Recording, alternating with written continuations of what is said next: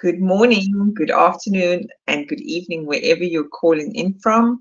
I'm Anisa Tiron. Welcome to the Entrepreneur Mindset Show. We are speaking to a very, very interesting gentleman today, Mmuso Mafisa. I'm going to tell you a little bit about him in his guest bio. He's one of the country's most recognized photographers, filmmakers, and digital innovation specialists at the cusp of the fourth industrial revolution. He's a co-founder and CEO of an AR/VR startup called Veza Interactive, which designs bespoke content for educational and marketing solutions. Additionally, he was an NFT curator for I don't know if it's Artano, I'm probably saying it wrong, to help bring Yes, artists Artano. around the world, and Artano, yes, to help bring artists around the world an opportunity to get exposure in the Web3 economy. Now, Musa, I've met through our work environment, through CB Ignition Academy and in a sort of a business development program that we run through the academy along with RCS Financial Services. And he is one of the most intriguing entrepreneurs I am yet to meet in my time with CIBA and this program on the ESD side. We spent some time together not so long ago at the Africa Tech event, and he's got this magnanimous personality, and people just gravitated towards him. Never mind the solution that he has to offer is equally as amazing. But what I'm more intrigued by is this man's story. We sat around the table together post the event, and when I heard his story, I was like, these are the stories that we got to be telling out there. Stories of how people move forward with resilience. In fact, I want to reframe that radical resilience, which is grit, right? And also how they can look at COVID-19, which was hugely unfamiliar and unknown and uncertain and frightening for many of us. But this gentleman, amidst it all, took adversity and changed that, transformed it into something beautiful. And I'm not going to steal his thunder, but yeah, this story today, and I say story because we're here to showcase these stories of these amazing entrepreneurs around grit and dedication, is indispensable ingredients for entrepreneurial triumph. So I want to start at the beginning, sir. Thank you for being here. I want you to tell us why you started this business. Greetings, good afternoon, Dumalang Baholo, Huyamora, hello, everyone. Those watching in, really, really honored to be part of this amazing conversation. And again, thank you so much, Elisa. I hope you didn't oversell me too much to our audience. Yeah, and it's Me been too. quite an a very interesting story as to how we got to this point.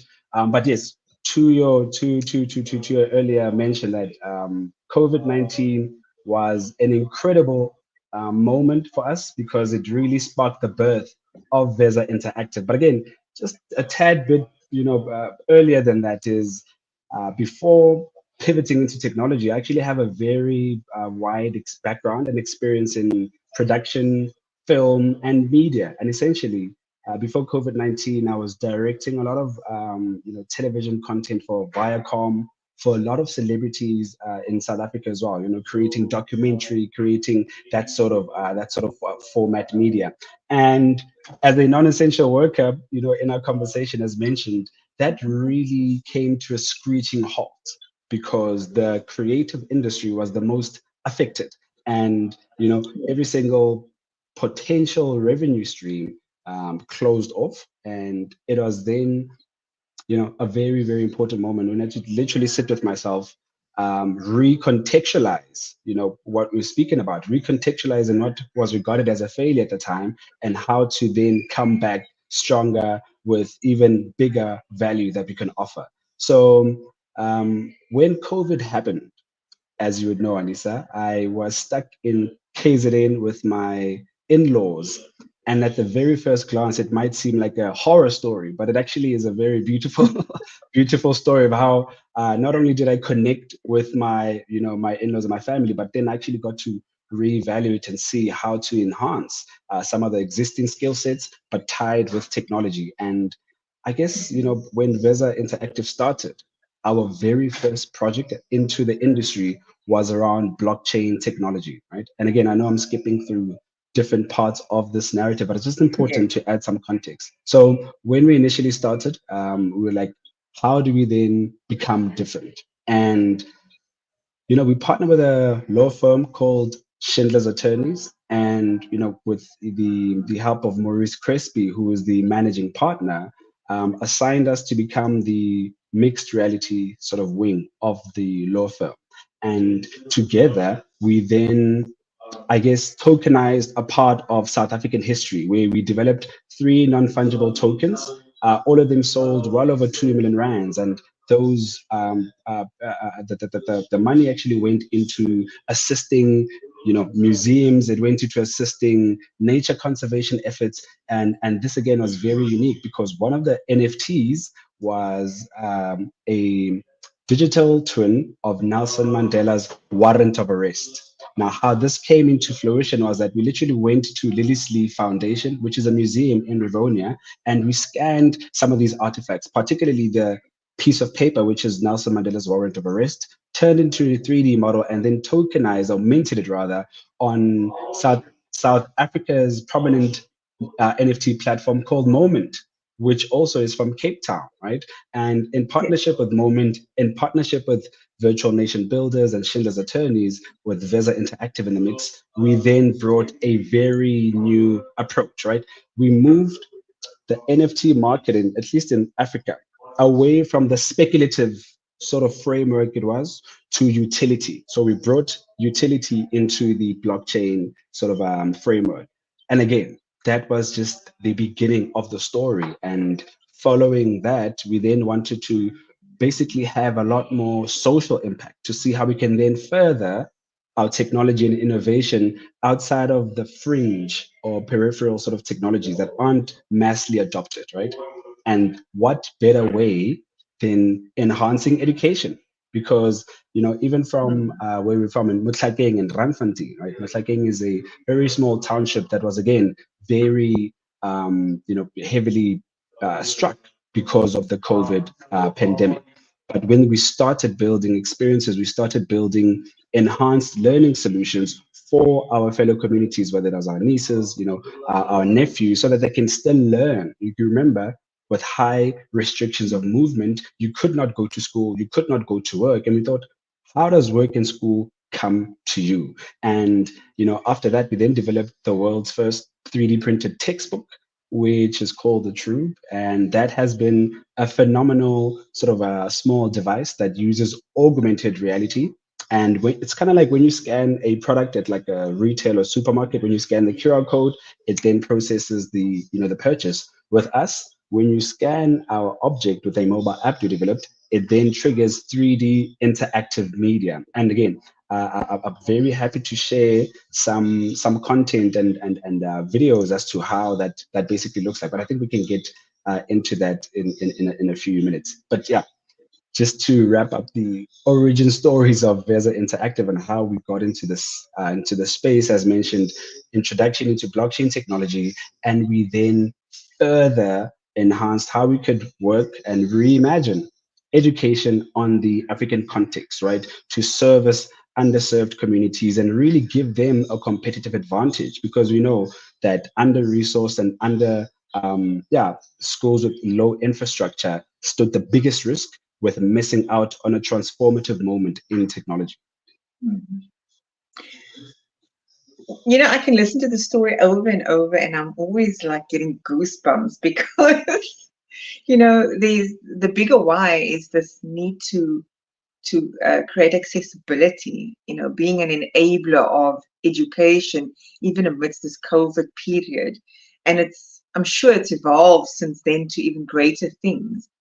But was that also part of the original why, is to know that you want to be able to impact and create a legacy and create this asset, yes, importantly for yourself and those you employ, but more than that is, who am I impacting in the process of running this business and serving, as you say, being of service?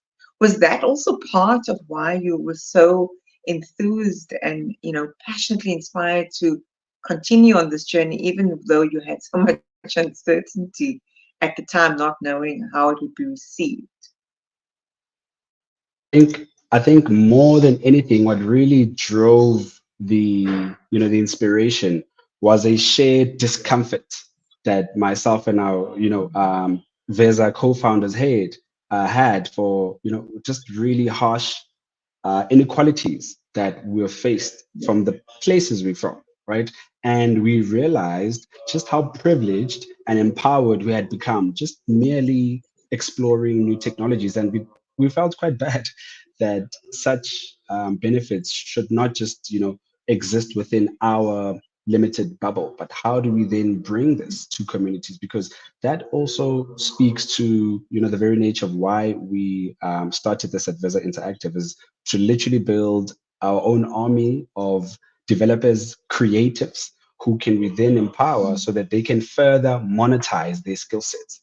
When you come from these communities, when you have talent, whether it's dancing, whether it's arts, graphic design, it's not really seen or encouraged as a potential career to sustain yourself. It's seen as a hobby. It's seen as, very sort of uncertain. But now, when you can empower, when you can enhance, and then fully develop even the business acumen side of, of artists, I think that's where real value is. And yeah, again, we're big believers of culture. We celebrate South African arts and history so much, and we thought, no, there's a way to package all of this information to, number one, make information memorable and compelling to the users of this technology, but also number two, so that they can identify themselves with this technology.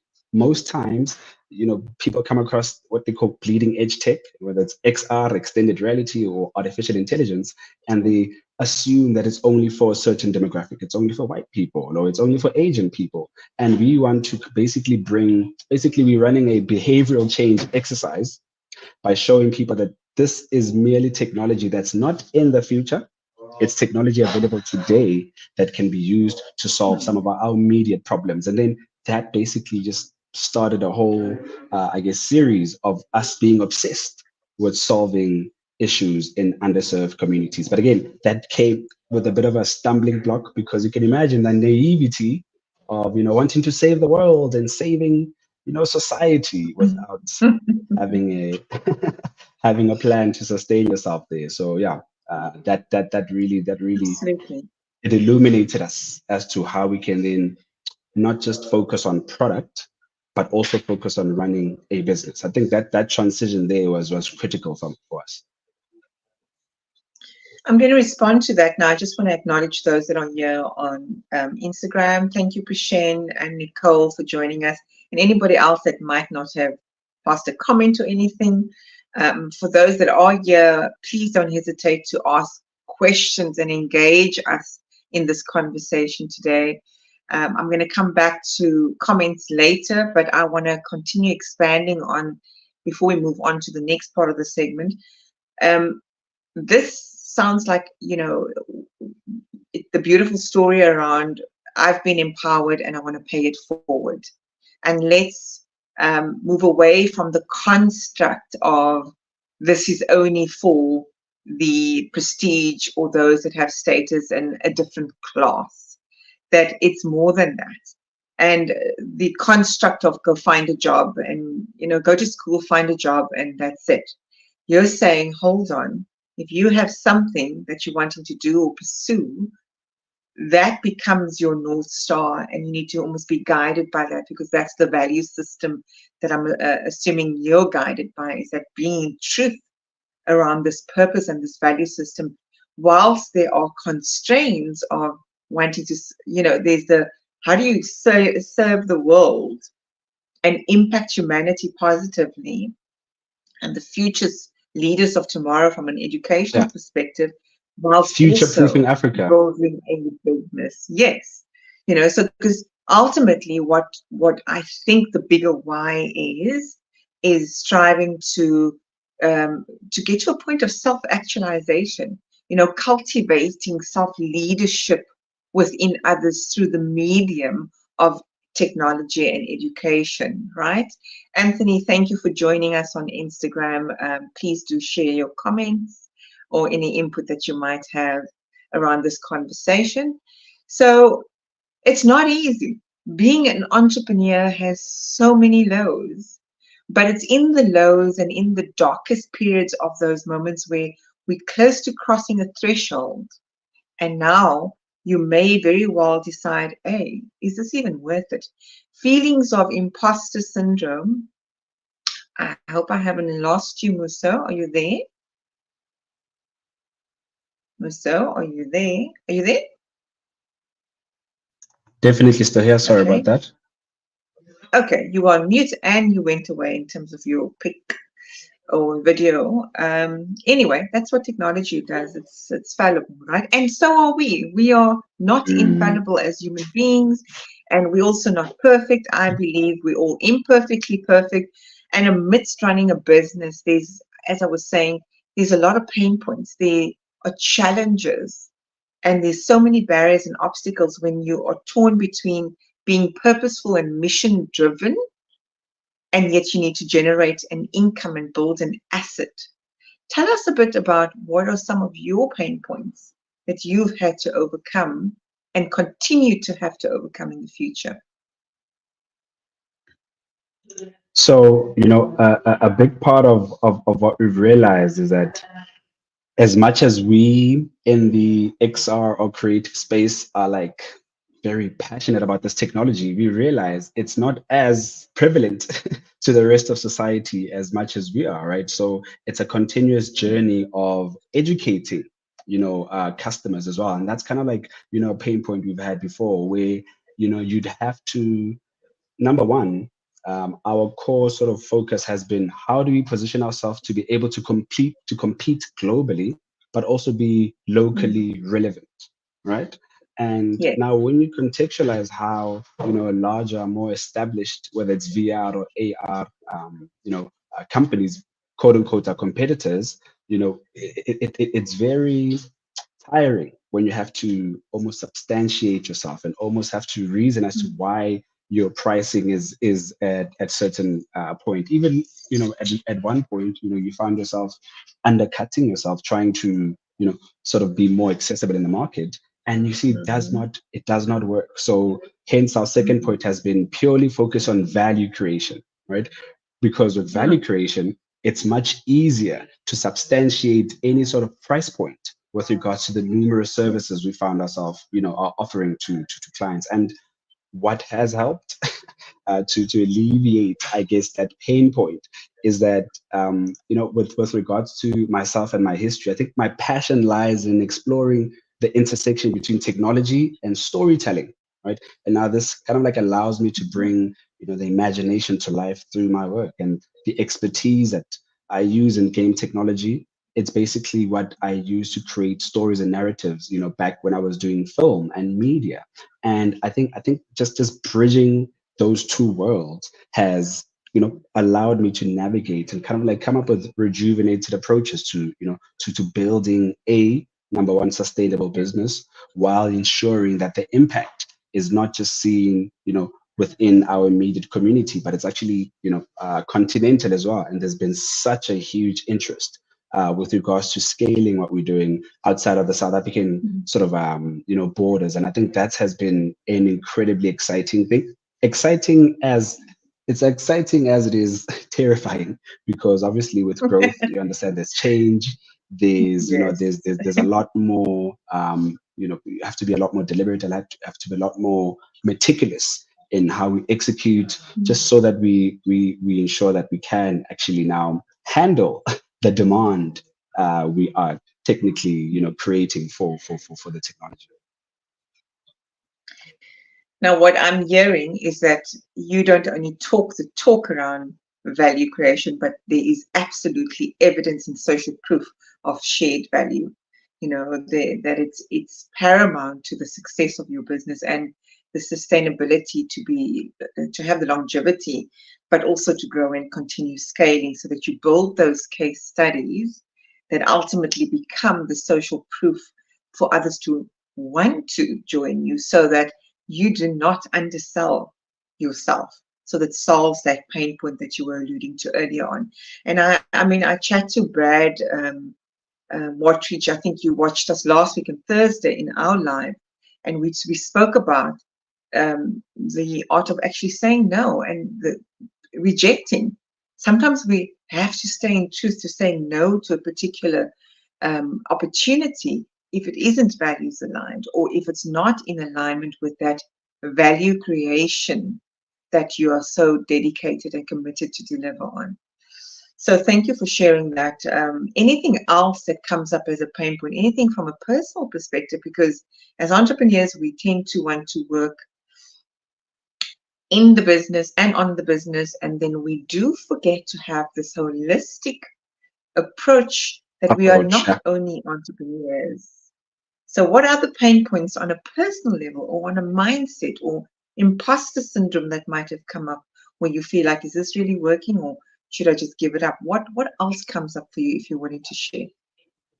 Sure. I mean, that's a brilliant question. I mean, I think in our earlier conversations, I had mentioned something along the lines of, at one point, with more of our recent success, I realized that what makes you great at work makes you suck at home, for quote unquote, because now all the energy, all the attention, all the effort has been sort of directed into, and again, maybe an unhealthy balance of effort and energy, right? Because you want to build, a company from scratch that will withstand some of the resistance, will stand some of the red tape we've seen in some of these industries, which is again a pain point that we've recently learned how to navigate. But it is very, very important to sit down and accept advice, right?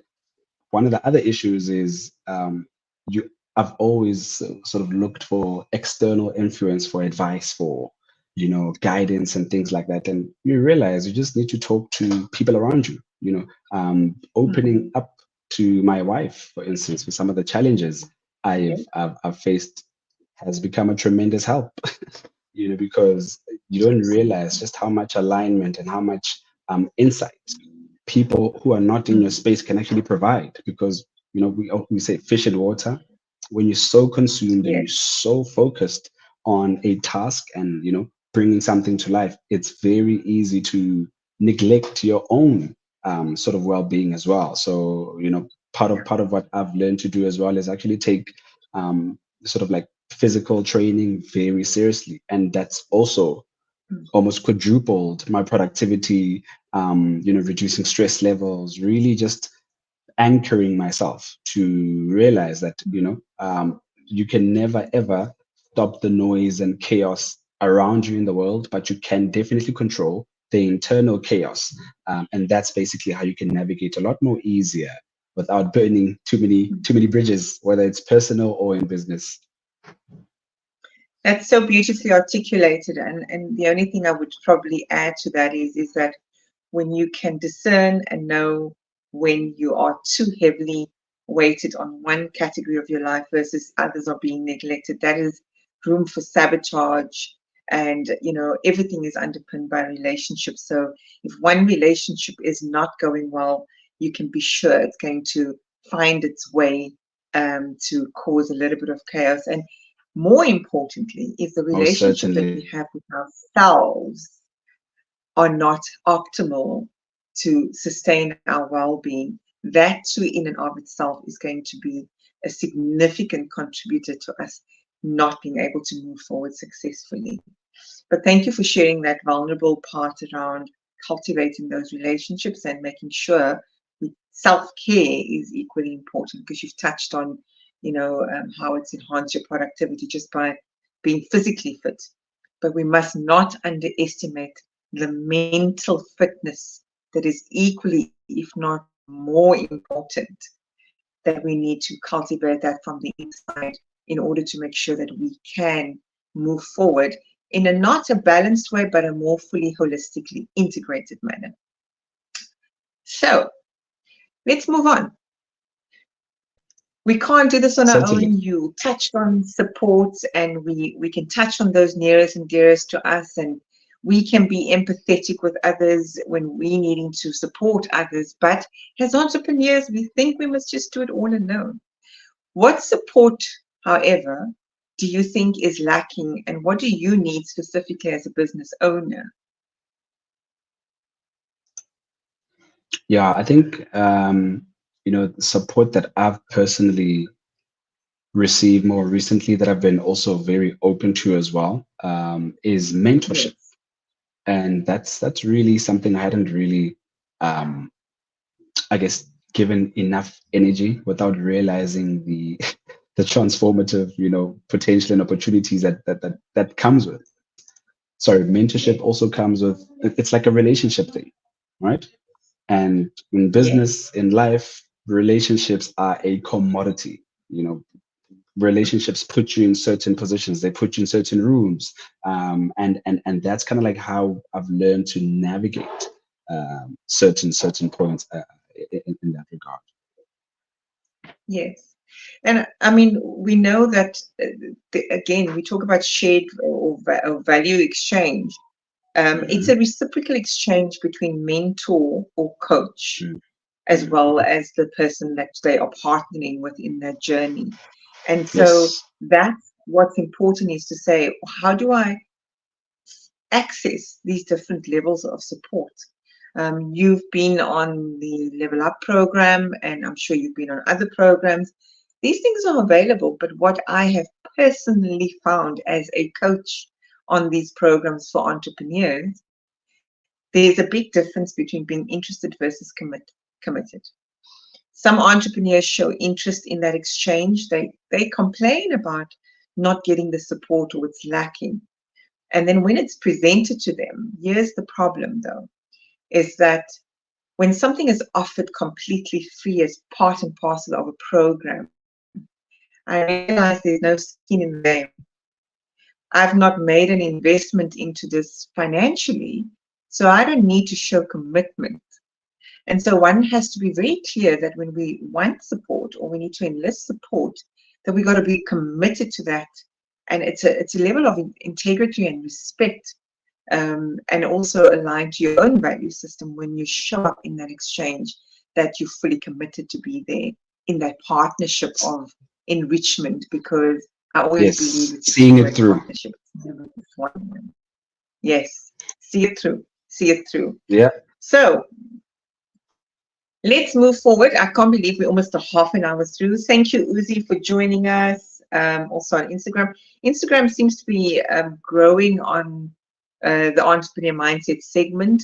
Please do say hello. Other than hello, give us any questions that you have for our esteemed guest Mmuso here, who's beautifully articulate and extremely passionate, and quite an inspirational man. So let's delve a bit more into challenges, lessons that you can share with other entrepreneurs or founders. And tell us a little bit more of the backstory. I know you and I happened to have this beautiful exchange at the Africa Tech event, where you were sharing with our Level Up team. But tell us a bit of more of those other challenges or obstacles or roadblocks you encountered, and how you overcame them.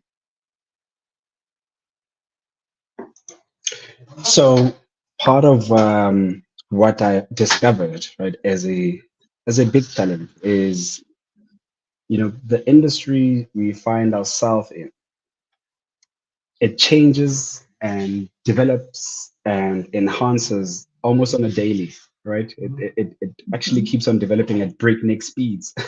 You sleep one day and there's a new Yes. AI and there's a new platform and there's a new this and a new that. So one of the challenges I've had to navigate and actually make sure that I, again, see it through, commit, right, is self-development, where I have to kind of identify exactly what my limitations are. So basically, being aware and comfortable with your weaknesses, right, has been a big sort of step forward for me, right? Because if I understand where my shortcomings are, then that's the easiest way to basically, enhance myself. And it's been through a method of, studying. It's been a method of engaging even more dynamic, business people, entrepreneurs, like-minded people, mentors that I've come across, and that alone has really, again, shifted the trajectory of my own personal development. So the challenges that I had, as mentioned, that I'd faced is not being equipped enough, right? Like, as they say, you can't be completely a creative. You also need to know how to monetize a lot of these creative ideas. So again, a lot of business acumen, business development work has gone into, myself and my team, and that's really where a big shift and a positive shift has also come in, where we are constantly developing, constantly learning with regards to how we navigate and actually, grow this business. Because again, no man is an island. Yeah, yeah. And I love the fact that you are able to acknowledge publicly again that if you're not intrinsically driven to focus on the self and what those blind spots are that can really sabotage and constrain you as a leader and founder of this business, that impacts those around you that you work alongside with, because they're looking to you, right? And so whether we A are a thousand leader in percent. our businesses, whether we are a leader at home. Sorry, No, a what were you thousand saying, percent. Musa? I was fully agreeing. 1,000%. 1,000%. I was agreeing. Hmm. Yeah, I mean, I love So that a lot of you have this. Go for it. Go no, ahead. I was saying that it's also, another part of how I've learned to navigate, right, is actually just seeing it through. Most times we are so hard on ourselves for not Mm, hitting certain targets, for not mm, seeing certain things through. But when you just take a moment, accept that there's value in learning mm. how to convert your failure. So again, very, very interesting lesson I've learned around leadership. What I discovered also is that when you can take time to pause and reflect on the milestones that have been achieved, because to your point, we focus on, we are our worst critic. The inner critic is loud, so the inner critic will say, hey, you didn't do this well enough, or you could have done this better, or you didn't do enough, or you didn't negotiate well there, or whatever the criticism is. If those voices get really loud, you have to find a way to center yourself and get silent. And the way I always encourage my coaching partners or strategic partners is to actually pause and create a blueprint. And in this blueprint, you really have it as, what is the vision? And I don't like to apply goal setting, and I know it's probably the opposite of the standard. You must set goals, but I'm saying, what is the purpose? And evaluate yourself in terms of the value system to that purpose, and then go pause and say, in which way do I sabotage myself within these areas? And in which way do I have wisdom? And I can latch onto that and celebrate that. And alongside all of these lessons, what can I take to convert them into opportunities and gifts? Because not all lessons or problems, like you have done so beautifully through this adverse experience of COVID-19, you've built a beautiful business, one that is of service to so many people out there in many shapes or forms, and touching on the larger United Nations Sustainability Development Goals around equity and inclusion and education and no poverty, and I think you probably, out of the 17, could easily be touching 5, between 5 and 7. Have you considered that?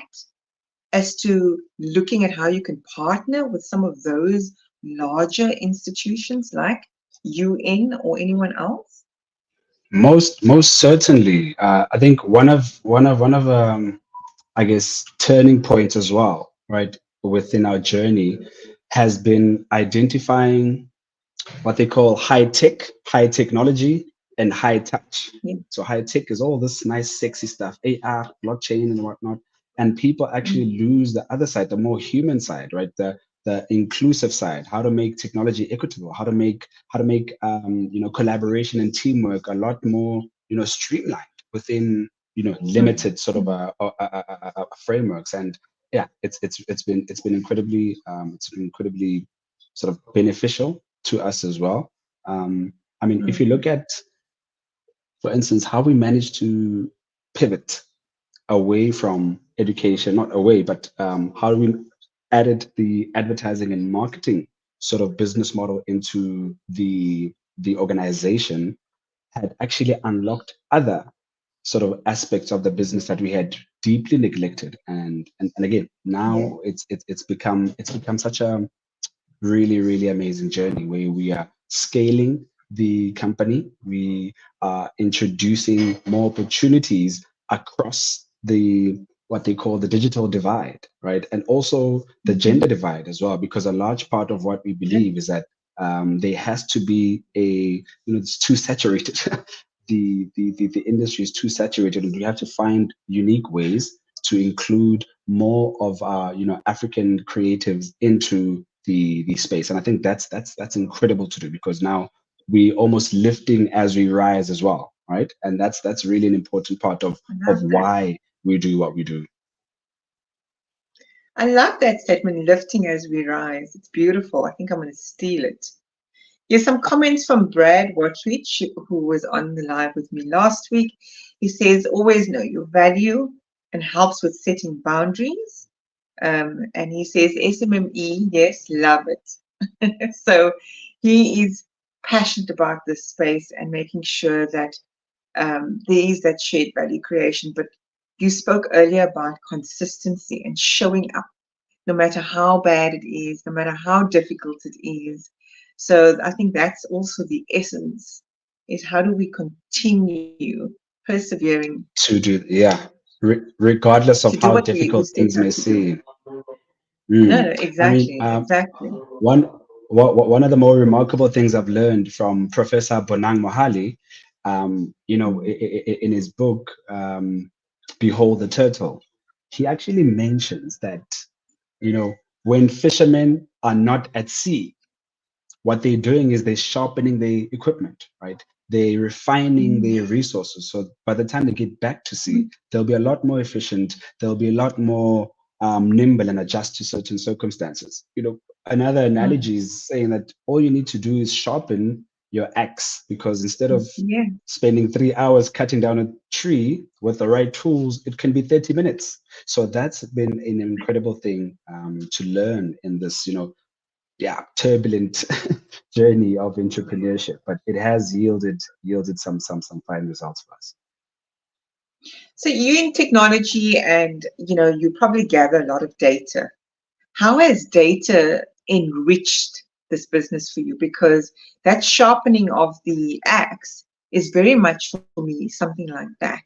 Taking the learnings and lessons and the data from all the Hmm. experiences and enriching that and going in with an even stronger, unique value proposition to market, right? Where you know this, that who you're serving in terms of those stakeholders in that ecosystem is absolutely spot on in what you're solving for within those environments. How has that supported the growth and the pivoting that you alluded to earlier in your business?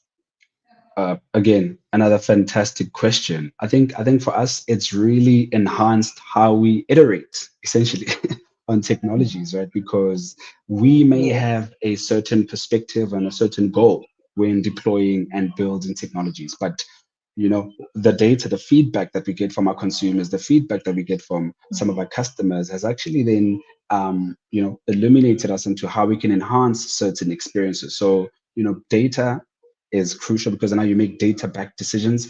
It's not just a shot in the dark, if you will. They're guided and opinionated by, by substantial data. I think that's been incredible, because it's also where you drive insights.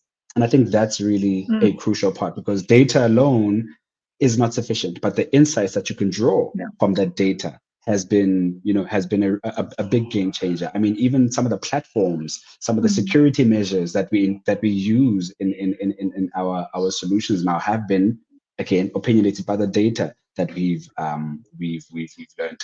Mark Zuckerberg is one of the most incredible founders who's used data to turn Facebook into this, ginormous, behemoth that it is. And again, he's one of many founders that we look up to in terms of how to use data and convert it, or harness it rather, to drive rich insights that can enhance how we build solutions. So I want to challenge that. And I mean, I've said to you at the start, this is never rehearsed. And so the conversation just flows intuitively from what you're saying. So these questions that I come up with is based on how you're responding and this beautiful, dialogue that we're having. I think the jury could be out in terms of the Mark Zuckerbergs of the world. And whilst he's built a beautiful um, platform, you know, is it human centric in the sense of focusing on the human element, and is it done from a, if I put my design thinking hat on, is it designed in such a way that there's an empathetic, compassionate stance to it, or is it really driving profitability and getting many users on and using algorithms to drive behavior change? And where I'm leading with this. So how do you then take the data, or let me ask you, are you leveraging data so that you can design more human-centric solutions, that it's not only tiered at driving the profitability factor, but it does align to the value system and being equitable, that there's diversity and inclusiveness? And let me ask you, the curveball thing that I want to get to is, sure data, sure enrichment of it, but how are you tracking, monitoring, and holding yourself accountable in being responsible and designing from a place of empathy? I think part of the beauty of of growth has seen um, a new sort of new talent within the company, right? We've now Mhm. actually included what we haven't had before, called process engineering. We have a whole process Mhm. engineer now in our company to help track and kind of like convert that data into beneficial sort of results for us now. One of the solutions, again, I know we're speaking about Mark Zuckerberg, but we actually built a solution on one of his platforms on Facebook, for instance. And again, very broad example, but it's actually how we've built a solution, receive data, and actually use that data to kind of like enhance and better how that Mhm. is, number one, inclusive and equitable for the people meant to. So we created a K53 learning how to drive experience. So literally from Facebook or Instagram, a user would open their phone and they'd have a vehicle projected in front of them. So literally you could be in your kitchen, your garden, your home, or your office. And using your mobile phone, you could literally see a 3D render of a vehicle, right? And here we've kind of like built experiences that teach people how to drive different parts of a car. Because you can imagine, for the audiences that we built for, which was high school students within the Ramfontein area, was we wanted them to leave high school with knowledge of how to get a driver's license, as part of being job ready, like a job readiness program, if you will, right? Yes, And yes. once we deployed this learn how to drive experience, we actually tracked back on the analytics side, and we realized that the larger audience that actually absorbed and basically where it went viral was in India. Very different demographic, a very different audience that we had not had in mind when we initially built the driving simulation, right?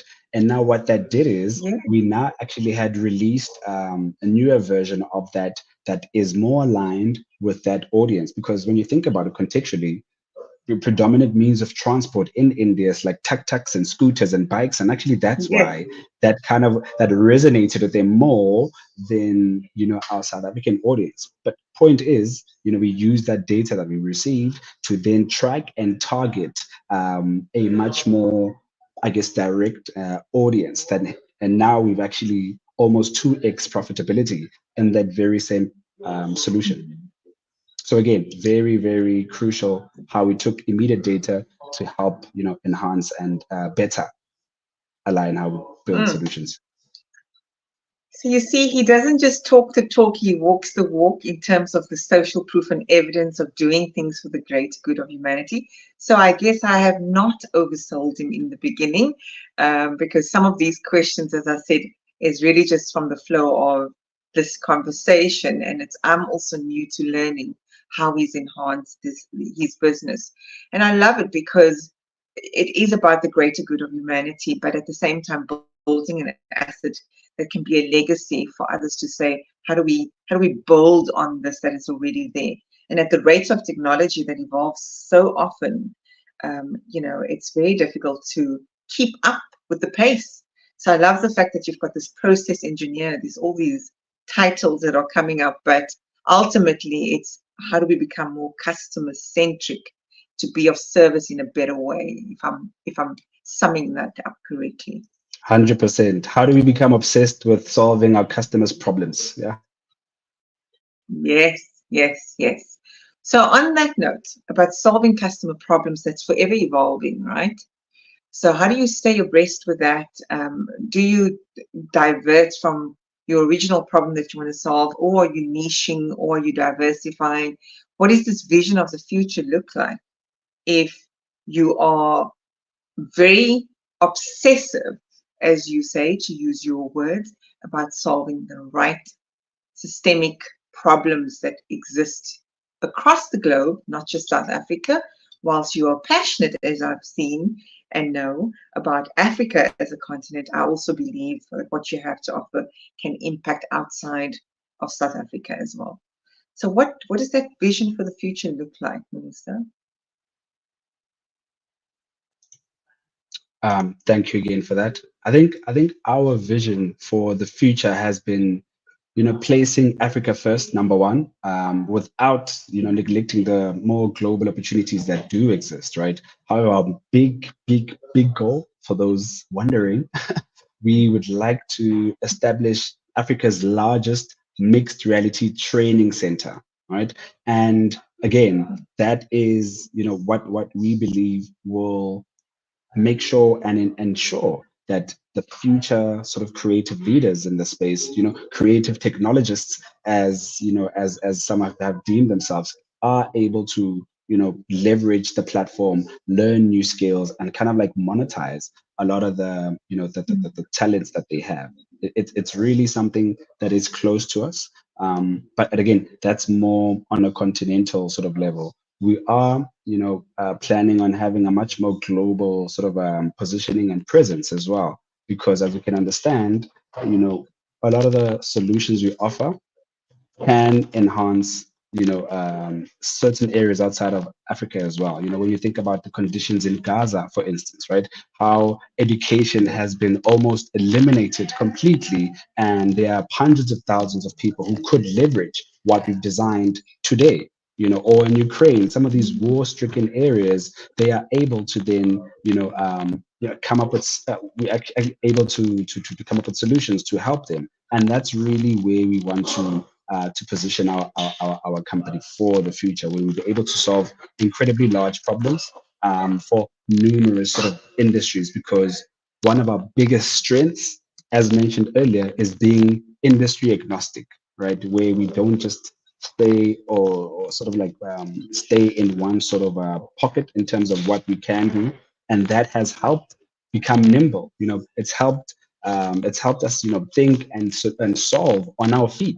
Because if you have different industries and different sort of customers coming to you, you can't have a one size fits all approach to any of those problems. So again, that's really stretched our capacity to build in real time and to build in meaningful ways. Hmm. I just want to say there is a bit of an echoing coming back now in the last few minutes of your conversation. I don't know if it's your side. I think it might be You mine. Sorry about that. Okay, so you're touching on something that's, it's topical right now in terms of the wars out there in the world. I'm Muslim myself, so I feel very deeply. But for me, this is not just about a faith issue. There are victims on either side on these war atrocities that are happening around the world. What actions, though? Because whilst these are ideas and they are noble ideas that you have in mind, have you pursued any conversations with some of the bigger players like Gift of the Givers, that are doing some phenomenal work there? And I do believe that that potentially is a good contact. And or how are you establishing these connections, bring to life these noble ideas that I feel would make significant impact in the lives of those that are impacted not having education or access to education? Because yes, Gaza has suffered. Most of those educational institutions have been destroyed through the destruction of the war. So, have you been in touch? Is there anybody on that's listening here today that may want to get in touch with you? Is there something that you want to ask from the audience that are here or that will be listening to this replay? Please share with us. Yeah, thank you for that. I think more than anything, it has been part of our future goals. Sorry, We haven't. Muso, there's still that very bad, it's almost like white noise in the background. I don't know where it's coming from when you speak. Only when you're speaking. Is it still there? Hello? Hello? Yes, it's still there, unfortunately. We can hear you, but it's just quite like a little bit of crackling noise as you're talking. Is that any better Okay. now? No, it's not. But continue. Go ahead, and I hope that we can get the gist of this very important part of the conversation. So just so that let me do this. 1 minute. Let me switch off Okay. my headphones. Okay, maybe that will work.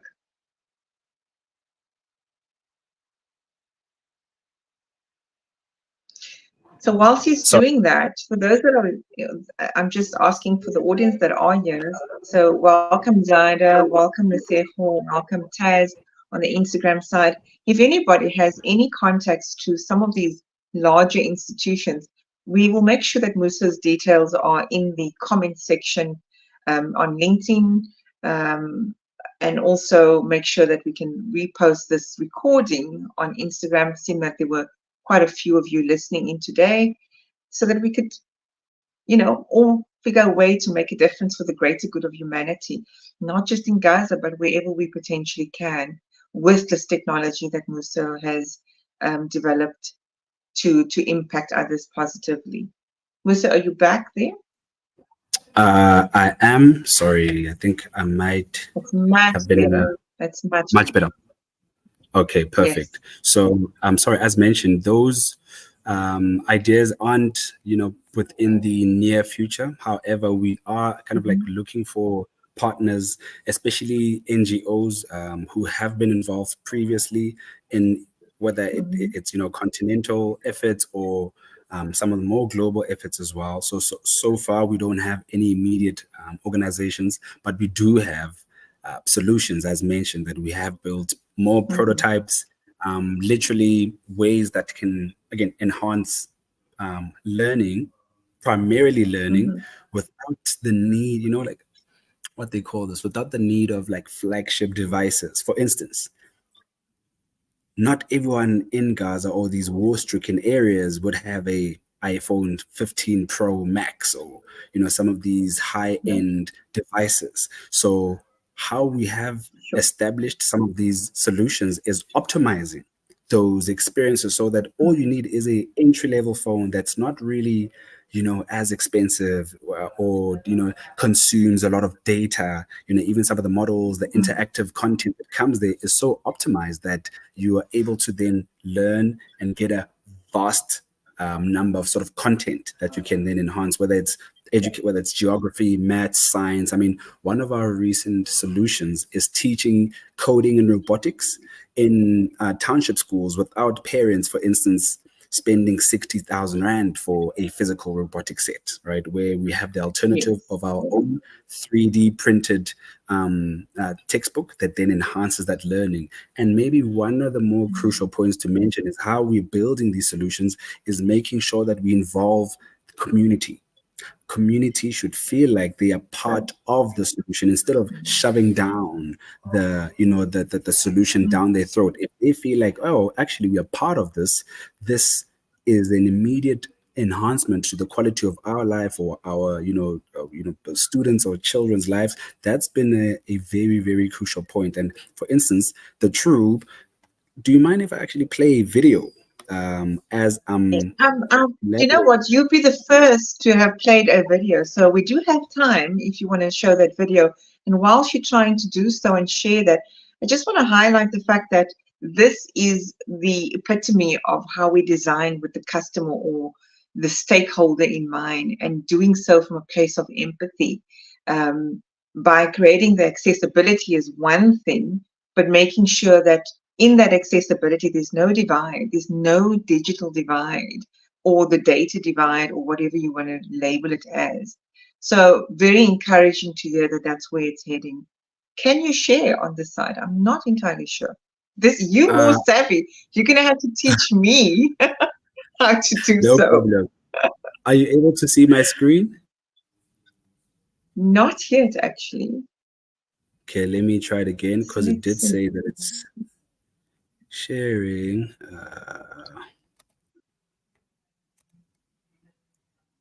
Let me just see in terms of layout. And now? Nothing yet. Nothing yet. Okay. There's another option I have here. Let me just try that one first.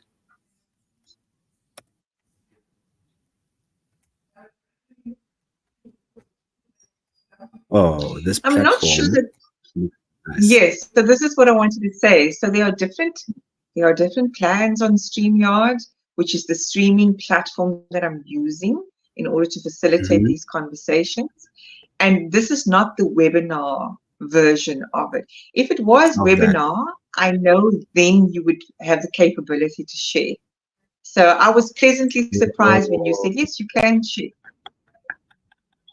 Okay, sorry about that. Because on my side, it says I can share. And when I share, it says I'm sharing. But on your end, you can't see what I'm sharing.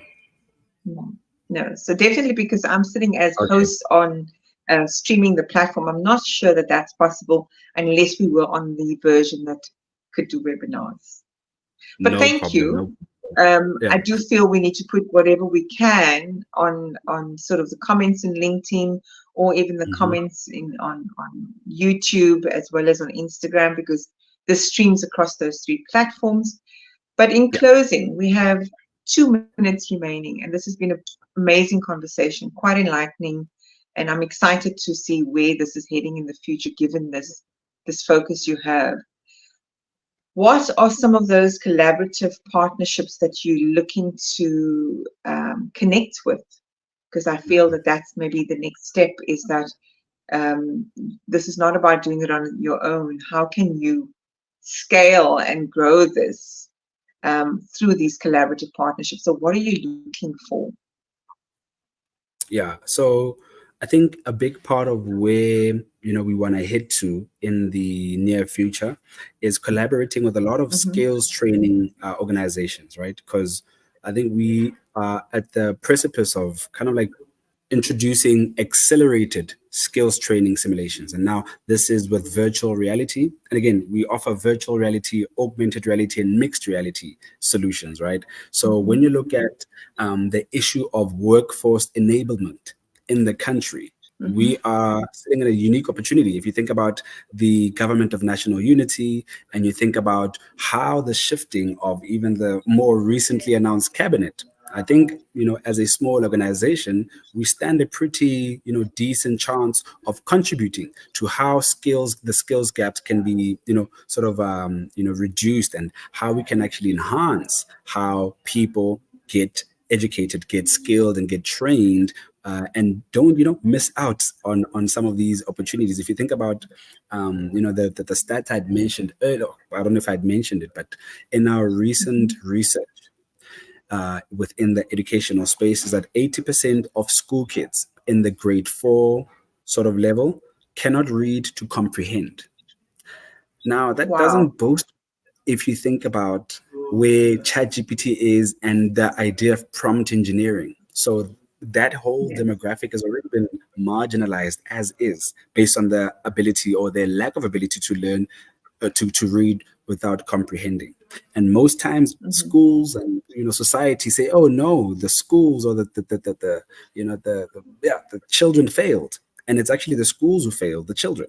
So now that's kind of like how Yes. we are looking at positioning ourselves within the next couple of years, is doubling down on skills training, enhancing skills training using these spatial computing technologies that we're currently working on. And I think, yeah, that's and again, skills training is across industry as well, right? From mining, when you look at the renewable energy sector, with, how we can teach people how to install solar panels. You can think about the medical space as well, with how people can train these more Mm. specialized services that come very, very difficult to acquire. So yeah, I think that's a big part of how we want to position ourselves moving forward. So what I'm hearing is there are multiple applications of the technology. And I mean, those that don't even know what VR, those three areas that you've mentioned, do you just want to give a quick, succinct overview before we close off on the conversation? 100%. So we are a boutique extended reality startup. Now, extended reality is an umbrella term that covers what they call virtual reality, when you need those big goggles, right? And you get immersed into, the metaverse, as they say. Then the second technology is Mm-hmm. augmented reality, AR. And with augmented reality, all you really need is a mobile phone or like a tablet. And all you do is you experience these immersive things through your device, right? And then the third layer Mm-hmm. is mixed reality. Now, mixed reality is where you see kind of like spectacles that I'm wearing, but equipped with cameras, equipped with like really high processing capabilities to turn your glasses into the next sort of computer, right?